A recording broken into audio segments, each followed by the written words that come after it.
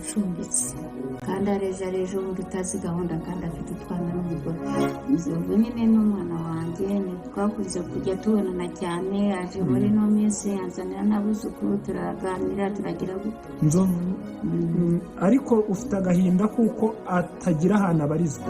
None se ari nk'aho mukurireho intuze nyine dukureho agaho. Papa Sandrine nta gusubirana guhari. Hano undi munsi wundi dutegerejeho gushyiraho umucyo mwiza. Yego. Ariko se ubundi uyu Nzovu ni muntu ki?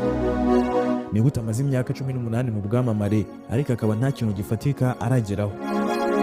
Ikaze kuri Rugwiro Empire muri sinema nyarwanda, ahereye muri filime yitwa Zirazishya yari Habyarimana Charire.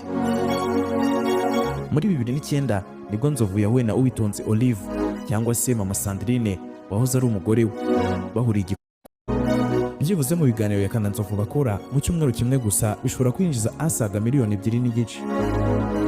Nyuma yo gukora akazi gashobora kwinjiza amafaranga asaga miliyoni 2.5 mu cyumweru kimwe gusa, ya Kana Nzovu bataha mu dushamburete natwo tubagora kutwishyura. Ese abakoresha ya Kana Nzovu baba babanyunyuza nta mpuhwe? Uretse kuba badahabwa ibyo binjije mu buryo bukwiye, Nzovu nayo akabakunze kubanza gusindishwa mbere y'uko bakora ikiganiro kugira ngo kize kuba gisekeje kandi gikurura abantu.